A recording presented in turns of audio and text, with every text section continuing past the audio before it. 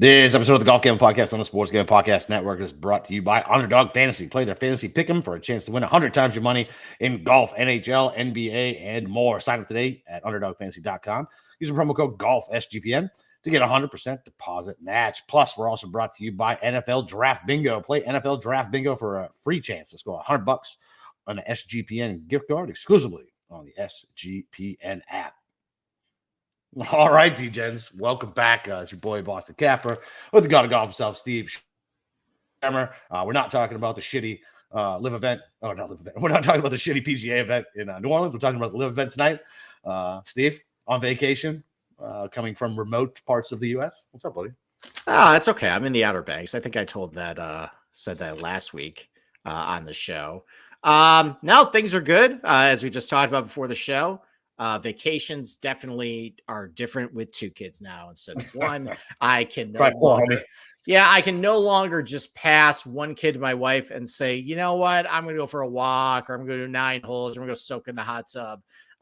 It's a little more difficult now. We both have certain days carved out for just us. Mine is Thursday because it's the draft, and I'm probably going to do at least 18 holes, maybe another 9 if I have enough time. The weather is going to be absolutely horrific, though, not for me, but for everybody else, which means the golf course is going to be absolutely empty. It's going to be great. Unfortunately, number 5, remember that long par 5s next to the water? It plays up to the north. It's going to be into a 25-mile-per-hour wind. Are you going to card probably an 8? Maybe I'll just do that and just move on at that point, because that hole is going to be absolutely impossible in that wind. But I'm looking forward to playing Nag's Head, and not looking forward to talking about, the PGA Tour, which apparently is either if Scotty wins or just a complete bum wins. I don't know what we do, man. Like, I mean, look, maybe I'm hoping the kid will fuck him up a little bit, and then we'll see about him only winning in March and April by next time the next event rolls around in May. But, man, it really does feel like you fucking light your money on fire when you're betting a tournament and you're not betting Scotty at 4-1. Like, I mean, all these guys, all these casuals who just have been betting 4-1 are happy that a pig and shit, because it's like, hitting a 3-team fucking parlay on a Sunday. It's discouraging and annoying, and it takes the fun out of golf for me. Mm-hmm. Well, so I was driving down to the Outer Banks on Sunday, and my buddy, who just got into golf gambling after years of, or not just golf, just gambling in general, after years of living in New York with free books, and just was refusing. But he's got the bug. But he had been losing a lot of bets lately, and he complained to our text thread like, "Hey, I've been losing a lot," and I just replied back to him like, "Just lay the house on Scotty minus 125 to win today." He's like, "Yeah." I'm like, "Yeah. It's going to happen. Like, this is completely inevitable at this point." And hey, Scotty, the slump buster. So, and if it's helping my casual friend break out of a slump, that's great for him. Was not great that I had, I think, second and third place for outrights this week. Just goes to show maybe I should just bet, without Scotty markets. It's definitely also frustrating that Harbor Town is supposed to be the golf course where anybody has a shot to win, lots of parity, because it's not, you don't have to rely on the driver, a lot of short iron, is supposed to open up the player pool.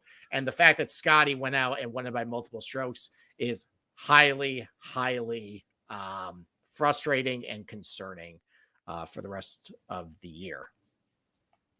Yeah. I mean, I let myself, not even really, like, I let myself get teased a little bit with Wyndham's front 9. I was like, oh, he can make a run. But then I started doing the math, and I was like, yeah, it doesn't matter. And then he shit the bed on the 12. I was like, yeah. I was like, I was like, yeah, this guy could shoot a 58, and I still might not fucking have enough shots to beat Scotty. It is just not fun. Okay. I don't like it. And he's so boring. And that's the thing about it. Like, he doesn't hit any exciting fucking shots. Like, listen, if you're going to curb stomp me every week, at least make it exciting. Like, make some crazy shots. Like the chip in, that wasn't exciting. I almost broke my TV.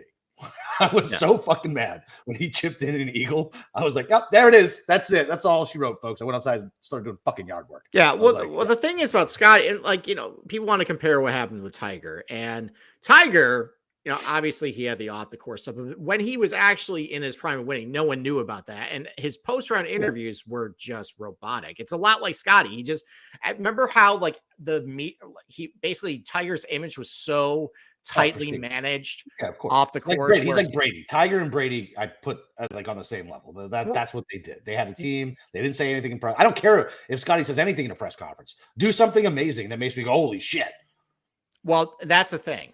Is back then, Tiger was playing a completely different game than anybody else. He was hit like how far and straight he was hitting it and how he would hit those long irons was just different from it. No one else could do what he does.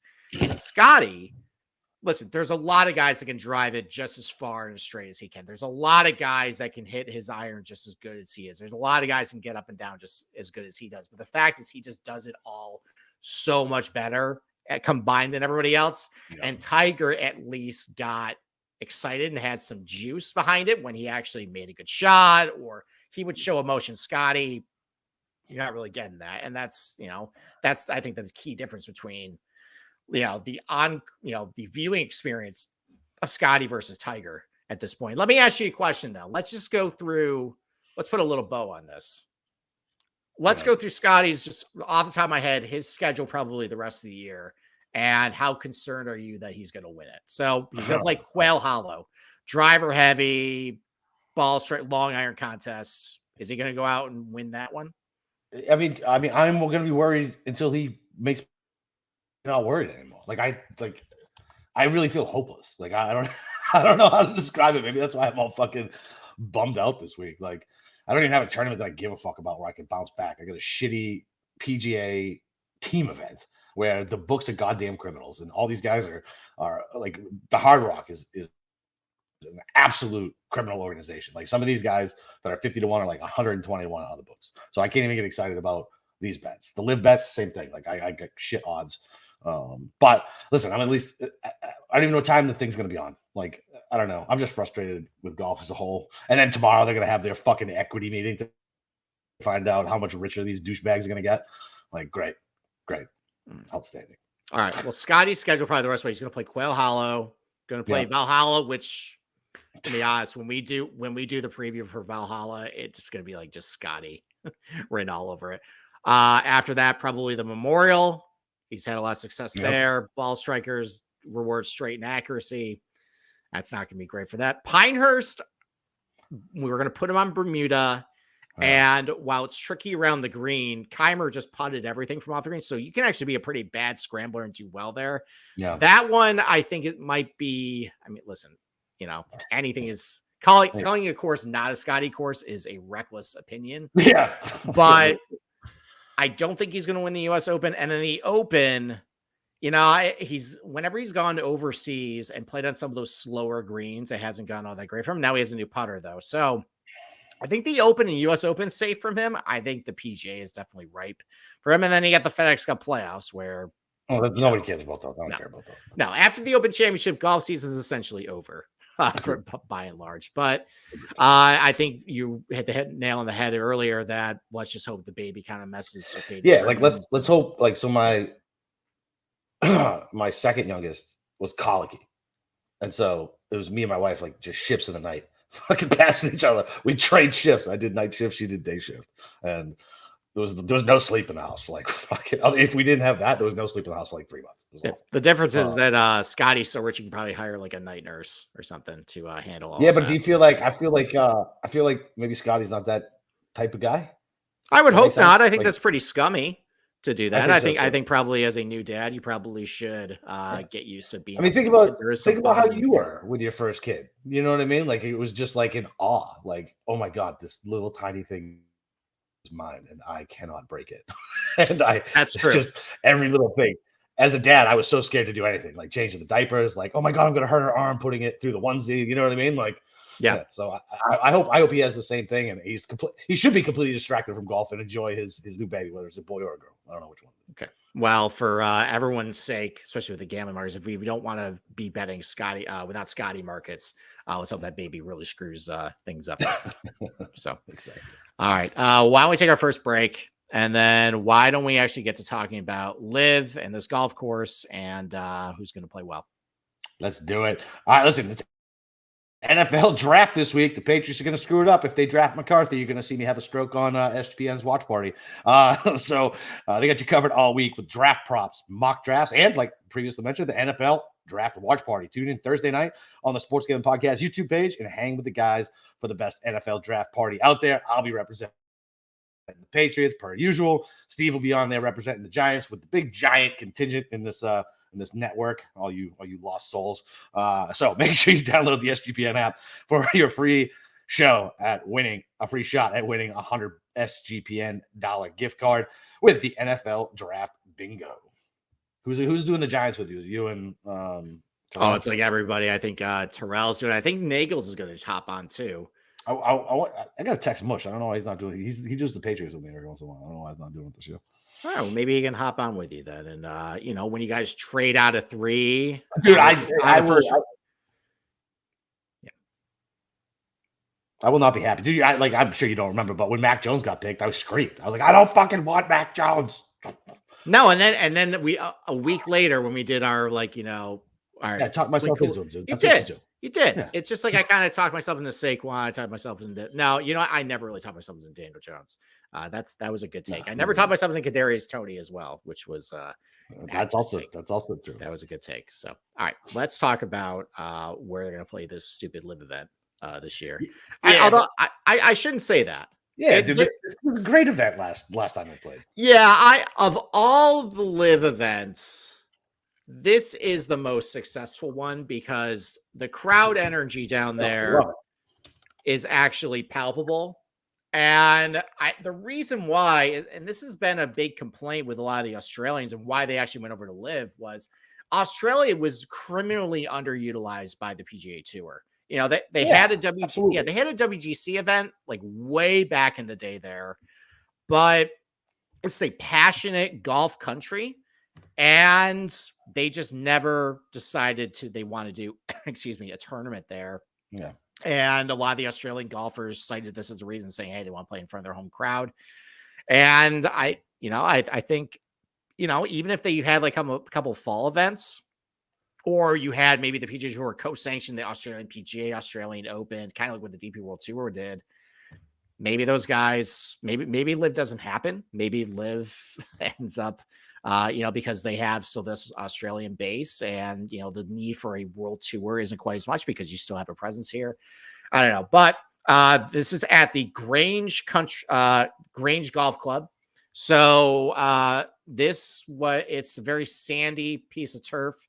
Golf began played there in 1910. After World War I, the Australian government actually allowed veterans of World War I to settle on the golf or on the piece of land and, basically try and, become farmers. But, kind of like with Bay Hill, the land just was pretty infertile for any growth. So they actually turned it into a golf course. And early in the day, when they were trying to grow turf in order to make it a golf course, the grass wasn't mature enough. So they couldn't build proper greens. So it became really difficult to putt on.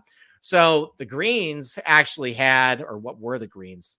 They just put a hole in the ground with a 12-inch hole and an iron ring. And that would be what you had to putt towards. Just a foot diameter hole. Yeah. Eventually, they built 2 golf courses on the property, the East and the West course, and they held a couple of professional tournaments there. But it really became famous, or really broke through, I think, in the global sense. In 1976, they held the West Lakes Classic, and it attracted a bunch of American stars. It was a pretty good field, but there was one guy in particular that captivated the world, and really this became his coming out party. And it was a 21-year-old from Queensland, and he set the course record that week with 64, and his name was Greg Norman.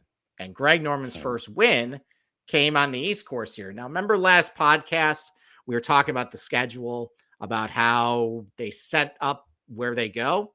And it typically is either, something with a Greg Norman connection, or something with a Trump connection, or something kind of adjacent to Trump world, whatever. And once again, this is another example of a golf course with a significant Greg Norman connection. This was his first win as a professional. Years later, he redesigned the place. And now this is on, I believe, just looking at the map, I'm going to pull it up here right now. I'm pretty sure this is a composite golf course, as you can kind of see here. The East course is all over here, the West course over here, and it kind of is using both golf courses here. So this is a par 72. This is only 6,946 yards long. A lot of these golf courses are not over 7,000 yards long, how they set up on LIV. The problem is I tried to find a little bit what the agronomy was. The only thing I could find was it's bent grass greens. Just knowing Australian golf, it could be zoysia fairways. It could be couch grass, kind of like we saw in Hong Kong. Maybe a little bit of a mixture of both. But you kind of see here, just looking at, up top here, a lot of trees, fairly narrow, just kind of like zooming in on this first hole here. There just isn't a whole lot of room off the tee. And, this golf course, being in the sand belt here, being this time of year where there's not a lot of rain, there's not a lot of rain in general, plays pretty firm and fast. They played pretty firm and fast last year for the Australian Open or for LIV Adelaide. So, and there just isn't a whole lot of room to pull driver at a lot of these holes. It's going to either roll off into a bad spot here, or, it could clang around the trees. And most holes are pretty much like that. It also has a lot of sharp bunkering on a lot of it. Especially around the greens. Actually, I'm going to pull up a little later a couple of pictures of what it looks like around the greens, just to kind of give you a little more flavor of this golf course. But there's a lot of sharp edging around the bunkers. That's what you see at a lot of Australian golf courses. The greens have some fairly significant undulation to it. They can get really quick. There was a lot of putts, big breaking putts last year in the final round. LIV Adelaide that you had to be concerned about. There's also the party hole, which is hole number 12. This one right here, you can't tell from the overhead, but this is all lined with stands and, bunch of drunks, essentially. This is where Chase Koepka hit an ace. This was probably maybe the highlight of the LIV season last year when Chase hit a ace and everybody threw their beers and did shoeies. And it was a good moment for LIV. And, like we mentioned, this was a probably the most successful tournament they had on LIV. Yeah, you're just because of the crowd energy.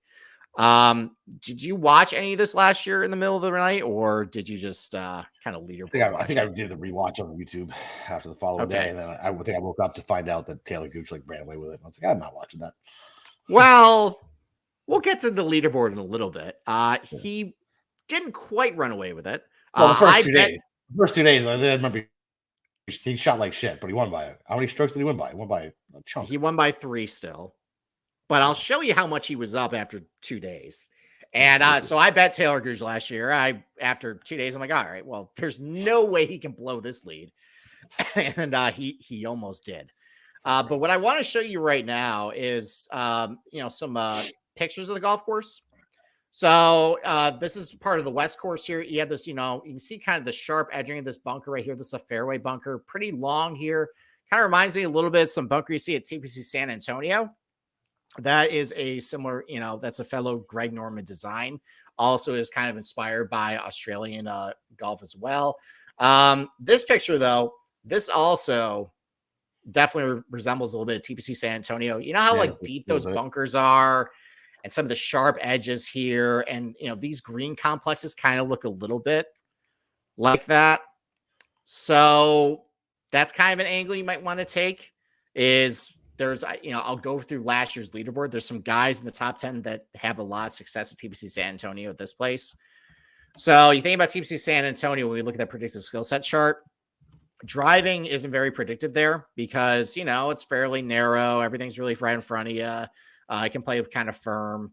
It's kind of like with this place. I feel like driving, as far as that skill, because, it's short, narrow, it's more positional, it's firm. You don't have to pull driver a lot.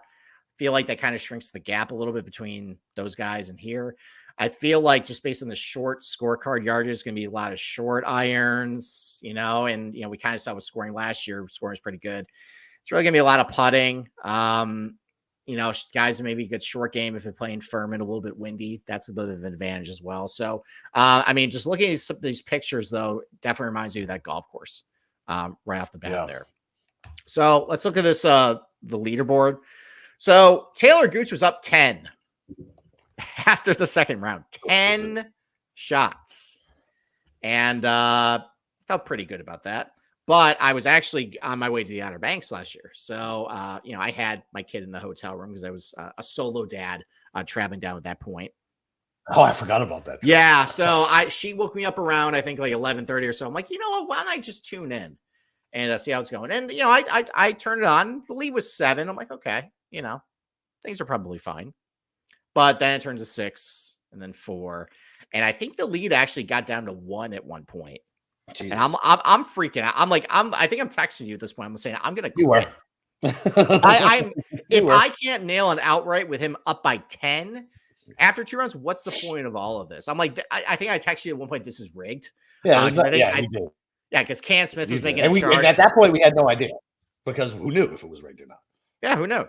But I think I said that, this is rigged. You couldn't even get action on legal books yet with fucking LIV. No, I was betting everything on my offshore at this point, but now it's on the legal book. But end of the day though, Taylor Gooch wins at 19 under. Anirban Lahiri, finishes second at 16 under. Cameron Tringali, this is not a great leaderboard. Cameron Tringali 15 under. Pat Perez 15 under. Cam Smith 15 under. Pat Perez still on LIV? Yeah, he still is. He's still a member of the Four Aces. Unbelievable. I know. He's one of the worst golfers on that tour, but yes, he is a member of the Four Aces. Charles Schwartzel, 14 under. Dean Burmester, 14 under. Peter Uerlein, 14 under. And then DJ, 13 under. So, I mentioned TPC San Antonio as, a little bit of a crossover golf course. Anirban here. He's got some good results at TPC San Antonio. I think he's got a 5th place finish there. Tringali was always pretty good at TPC San Antonio. Yeah. Pat Perez, back in the day when he actually was a competent golfer. He's got a bunch of top 20s and top 10s at TPC San Antonio. Cam Smith in his only appearance finished T6 there. Patrick Reed, I think, is a runner-up finish at TPC San Antonio. Louise never played it. Abe Answers has been all right there. Varner's had a couple of finishes at TPC San Antonio. So, you kind of look at this leaderboard here. Ever since Varner got that fucking Dewey, he hasn't done anything. No, he hasn't. Oh, in Saudi Arabia? No, he hasn't. No, his DUI. So you think there's like a connection there? The fact he's not in the sauce anymore or had to go to rehab? No. I think I don't know. Who knows? Maybe he got stressed out. I don't know. Who fucking his old ladies in his ear? You fucking asshole! You got arrested. Who knows? But I just say this is DUI. It seems like his fucking play is falling off. Maybe. So I guess the point is kind of look at this leaderboard last year. A lot of guys are pretty good with their short irons. A lot of guys I wouldn't consider very good drivers, like, Tringali or Perez or Smith or Reed. Even Taylor Gooch isn't really the strongest driver, but you're keeping driver in the bag a little bit this week. Give me a little more of a test of some of your shorter irons because you can hit less than driver, but, if you keep in the fairway, the ball's going to run a little bit with some of these firmer greens as well. Maybe guys a little bit of a better short game, but just looking at the scoring here, this is one of the easier LIV scoring events of last year. The average score is almost -3 under par, and this is with kind of a worse field. So I kind of went with that. I looked more towards guys that I feel like can get hot with the putter, a little better with the shorter irons, not necessarily have to rely more on their driving per se. And, I got a couple guys on the card. It's not a very exciting card, to be honest. I thought the odds were kind of garbage this week, and I'm on vacation. So I didn't really do my usual grinding as I normally do. Hey, maybe that'll actually pay off this week. It didn't pay off last week at Harbortown when I actually did care. It's fucking scummy. Exactly. But that's kind of what I'm going for this week is, guys pretty good with their shorter irons, guys who make a lot of birdies.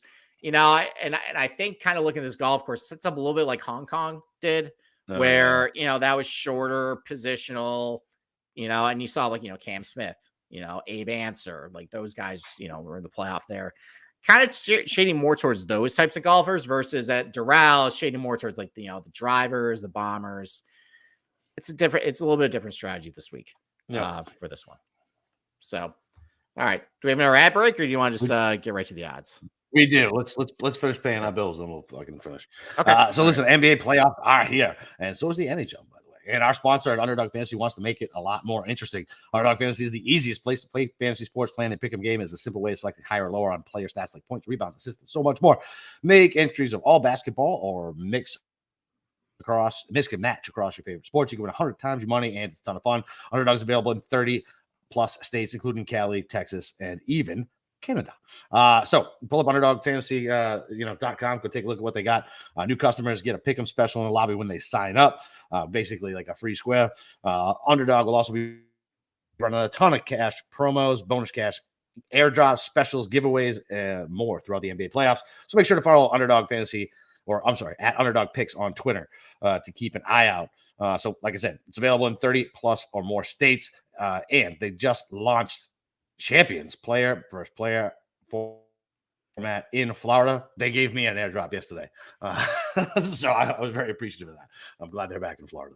So make sure you sign up with code GOLFSGPN, and Underdog will double your first deposit bonus up to $100. That's Underdog Fantasy, promo code GOLFSGPN. Yeah, I got the alert. I was like, oh, nice. Free money. All right. Like it. All right. Let's pull this up.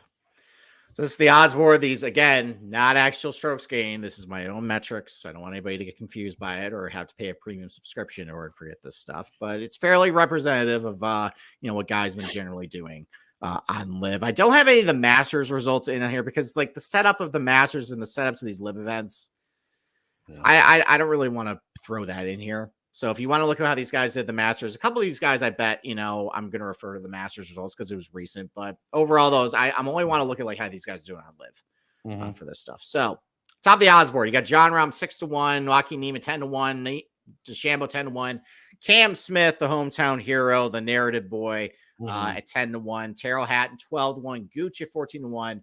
And we'll go with we'll save Louis actually for later for 21 or over. So did you bet anyone under 20-1 this week?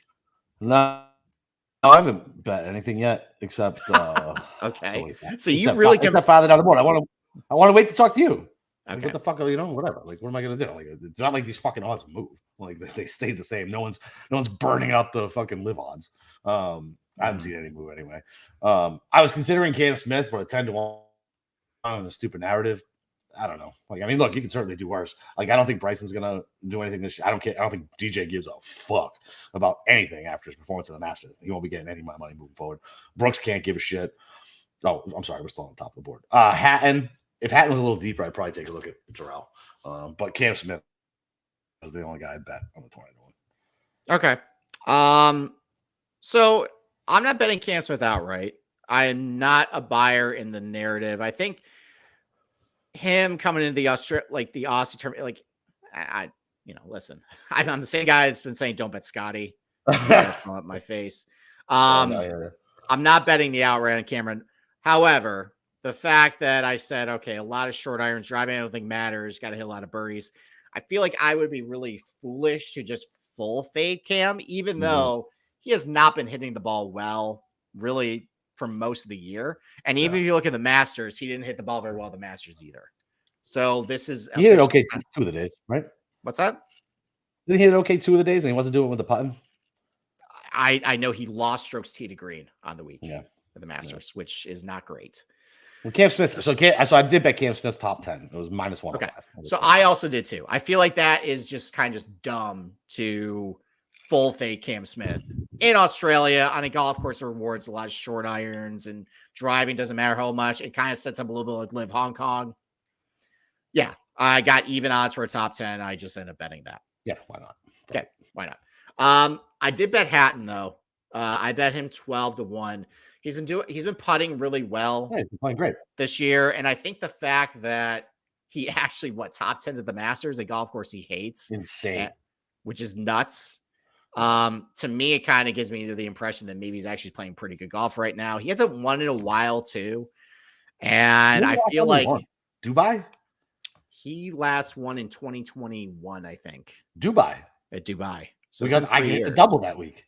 Yeah. That was the last time he fucking won. You did the Siwoo Hatton double. Yeah, Siwoo Hatton double. Man. Let's go. Yeah. So, but I feel like those were the days, baby. Cash and doubles. Yeah, but I feel like this was a good golf course for him as far as, he's not the, he's a good driver, but I feel like his strengths is putting mostly and a lot of his shorter to mid irons and kind of firmer conditions.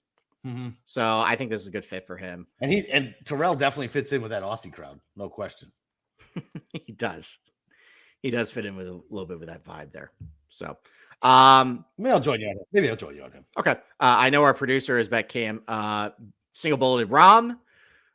Listen, he hits a ton of outrights. He is way more successful than us. He probably should host his own show. So everybody should just go with our producer. What a fucking heater he's been on this year. Yeah, making us look bad. We got to start doing a little better. So, let's say, hey, I had an outright 2 weeks ago. Apparently, that doesn't matter. No, I know. Yeah, fuck. So did I. We hit body. All right, moving down the card, 20 to 45 to 1. I think the fact that DJ and Koepka are over 20 to 1 is kind of shocking. And it almost feels like you should just blind bet it. I'm good. You're good. I'm good. If I had made you bet either DJ or Koepka, Brooks. I think I'd bet DJ actually. I don't think DJ cares about anything. After that performance at the Masters, man, I can't put money on him anymore. I just can't. Okay, he but clearly doesn't give a fuck. He's told us a million different ways he does not care. And we just keep ignoring it for whatever reason. Like, he just doesn't care about golf anymore. He does not care. All right. Well, he won in Vegas. Yeah. So what? He was probably, well, whatever. I'll leave my comments to the side. Whatever, man. Like, I'm good. I'm good with DJ. Listen, I could be completely wrong, but listen, you know how I run a narrative in my head, and that's it. Like, forget about it. All right. I think I would rather bet DJ than Koepka. I don't think Brooks gave a shit either, but you said gun to my head. That was really disappointing at the Masters. No shit for Koepka. Like, I don't know what's going on with him, to be honest. Patty Reed looks good at that number though. Okay, all right. So you want to help with Patrick Reed? Okay. Yeah, played well here, right? Fucking scrambles his balls off. Yeah, he's starting to hit the ball a little better too. So gained at Doral, a golf course he played very well. What did he finish it at the Masters? Top 20, right? Mm-hmm. Yep, yeah. Top 20. Yep. So he actually finished inside the top 10. Maybe he might have actually. So things are all right. So things are looking up for Patrick Reed. Again, talk about a golfer. I mean, if we like Cam Smith, at least for a positional, firmer conditions, got to putt pretty well on deep bent grass greens, shorter irons, driving doesn't matter a whole ton. I bet Reed. I got him at 28 to 1. He's been bet down a little bit, but he's 28. And I also backed up at the top 10 at 2 to 1. So I can still get Patty at so I can still get him at 25. So I think I'm gonna join you on that one. Okay. All right.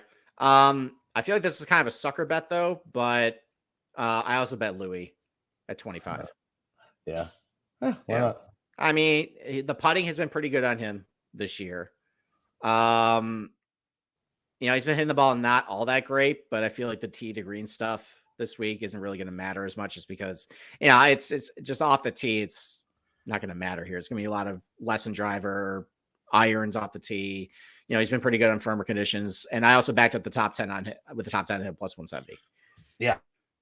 I've been doing that since Scotty's been taking our fucking lunch money everywhere. I've been doing a whole bunch of fucking backing up my outrights with top 10s. So yeah. So I got a lot of I got a lot of top 10s this week, but how I structure the card, I mean, I'm not doing my full unit allocation because it's fucking LIV, and it's the middle of the night. I just want a little bit of action. But if I bet I'm spending way more money on hockey this week. Way more money on hockey this week. So I bet 5 top 10s. If I hit 3 of 5, it covers the outrights and it covers my bets. And I feel like the guys that bet top 10 this week are pretty solid for this golf course, and I think I can hit 3. Yeah, perfect. I was gonna bet my boy of the year with the Aussie narrative, but he is just so abysmal fucking tee to green. I can't do it. I want to. I don't understand why he's 26 to 1 other than he's Australian. The results, because he's Australian. That's it. The results this year have been bad. And what's hilarious is how many fucking people know who Lucas Herbert is? No one. Like, no one other than sickos like me fucking who bet this guy at 26 to 1. Your average fucking Joe Blow who's going to bet on LIV has no fucking clue anything about Lucas. Nothing. Okay. So dumb. 26 to 1. Fucking ridiculous. I give it 35, but I still didn't do it. Okay. I consider Leishman this week. Yeah, I can see that. Outright, I just didn't get there. But if you want to bet Leishman, I mean, he's been playing a little better, hit the ball pretty well in Hong Kong, played pretty well in Doral, putt pretty well in Doral as well. Australian guy. I like plus money top 20 on Leishman, plus 120. So that's the thing. I don't have access. I'm in North Carolina. I don't have access to all my books. So the only top 20 I had I had to pay minus 135. And I was like, I don't want to do that. No. Not with Leishman. But if you can get plus money on top 20, I would have done that. And I think too, like if you're going to pick up the Australians, Herbert and Leishman, much rather. Yeah, fuck yeah. Leishman. Yes. Easily. So yeah, I don't hate that bet at all. If he had Leishman, he's starting to play a little better. Cool with that. Yeah. Dieter wanted us to talk about Matty Wolf. You got any interest in Matty? All right, so let's start it. Let's see a trend. Mayakoba, not a driver heavy golf course, hit the ball terribly. But Vegas, you can hit driver everywhere, hit the ball great. Hong Kong could not hit driver a whole lot of places, hit it terribly. Miami hit driver everywhere, hit it great. There's a very clear trend with Matty Wolf. Pretty strong pattern. If he's gonna have, if you get a lot of drivers, and driving kind of matters at the golf course, is where you want to play him. It's not where we want to play him this week. Yeah, I'm with you. Sorry, but what about old Dickie Bland? Best iron player on LIV, Dickie Bland on LIV. Yeah, listen, like people knock it. He's live, but let's just look at the total strokes gain, overall. He's 12th on LIV. I'm telling you, man. Full strokes gain. He's playing good. He's gaining on the field pretty significantly in 4 or 5 events. And man. Look, before when this was when LIV first started in London, these fields were complete crap. But these are legit players now. That he's beating. He's hitting his irons really good. Dick Bland is a legit player, sir. I've never rooted for somebody so hard who I didn't have fucking money on. I fucking love Richard Bland. Love him. I don't know. What's his top 20 price you got him at? Let's take a look. If he plays plus 155. You should bet that. You're getting plus. He's been a top 20 machine this year. Oh, fucking Christ. Why do you say stuff? Because he has been. I know. You know how I am. All right. Charles Howell, I think he's probably another good positional play. Again, though, I had to pay 3 sticks. Well, all right. So shorter irons putting. Yeah. That's been okay. Played really well in Hong Kong. Played really well at Mayakoba. Mm-hmm. So I feel like if you can play good at both those places, probably play pretty good here. I think he finished 21st last year, just outside the top 20. But if you get plus money on him, again, I couldn't get plus money. I didn't want to. I just had no after paying significant juice for top 20 this week. But if I had plus money, I probably would have. I feel like that. I feel like I'm gonna have a ton of action on that. Hopefully, I can hit a couple more higher scoring periods tonight and tomorrow. Okay. I have some extra money in my bank account. All right. What about Kevin Na here? No, I out of principle, I don't bet him. Okay. I mean, he to tell me once, dead to me. That's it. All right. I mean, he played pretty well in Hong Kong, so I feel like that can translate to here. What about Mito? Are we gonna go? We can go back to the Mito wealth though. If he turns it on at some point.